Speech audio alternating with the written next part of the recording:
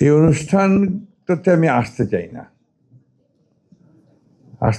এই জন্যে যে আমি অনেক বেশি ইমোশনাল হয়ে যাই।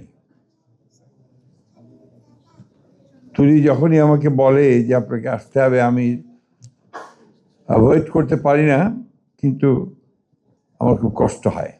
কারণ আজ থেকে দীর্ঘদিন আগে, এই রোজার মাস, আমার এখনো মনে আছে, আমরা বেগম খালেদা জিয়াকে নিয়ে তখন একটা গুলশানে একটা হোটেল ছিল, সম্ভবত প্যালেস, আমাদের আলমের, সেখানে আমরা আমাদের এই যারা গুম হয়ে গিয়েছিল তাদের সন্তানদেরকে নিয়ে, পরিবার পরিজনদের নিয়ে ম্যাডাম খালেদা জিয়া সহ একটা ইফতারের আয়োজন করেছিলাম প্রথম।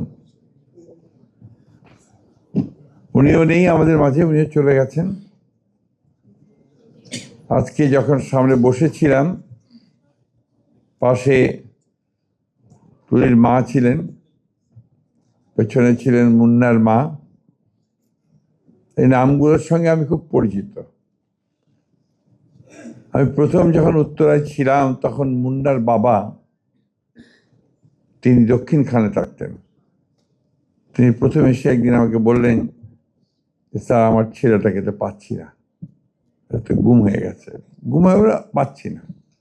কি ব্যাপার? যে রাতে পুলিশ এসেছিল, এসে তুলিয়ে গেছে, তারপর আর এখন পর্যন্ত কোনো খবর নেই। এই শুরু হলো পিতার সন্তানকে খোঁজ করা। মাসের পর মাস, বছর ধরে খোঁজ করেছে। এমন একটা জায়গা নেই যে বাদ দিয়েছে। এমনকি ভারতে গেছে, সিমলাতেও গেছে, এবং শেষে অসুস্থ হয়ে মারা গেছে। মুন্নার মা খুব কষ্ট করে এখন ছেলেদের সঙ্গে থাকে অথবা মেয়ের সঙ্গে থাকে। প্রত্যেকটি পরিবার অনেক কষ্ট করেছে, করছে এখনো।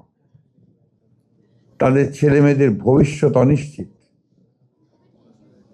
আমরা বিভিন্ন জায়গায় বিভিন্ন ভাতা দিচ্ছি, অথচ এই পরিবারগুলোকে, তাদের সন্তানগুলোকে মানুষ করবার জন্যে, বেঁচে থাকবার জন্যে, ভালোভাবে একটু জীবন যাপন করবার জন্যে আমরা এখন পর্যন্ত কিন্তু কোনো উদ্যোগ গ্রহণ করিনি।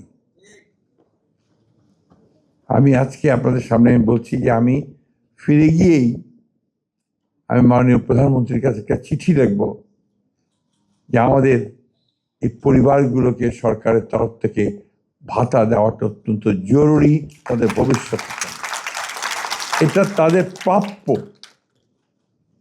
আজকে আমরা নির্বাচন করেছি, কেউ মন্ত্রী হয়েছি, কেউ এমপি হয়েছি, কেউ বড় বড় চাকরি করছি, আমাদের সচিব মহোদয় এখানে আছেন, সবাই আমরা ছবি তৈরি করছি, কিন্তু যারা এর জন্যে চলে গেছে তারা কিন্তু, তাদের সন্তানরা একটা অনিশ্চিত ভবিষ্যতের মধ্যে পড়ে আছে। অন্তত এইটুকু বোধহয় আমরা করতে পারি, তাদের ভবিষ্যৎটাকে একটু সুন্দর করার চেষ্টা করতে পারি। তাহলেই আমাদের সরকারে আসাটা সার্থক হবে, তা না হলে হবে না বলে আমি মনে করি।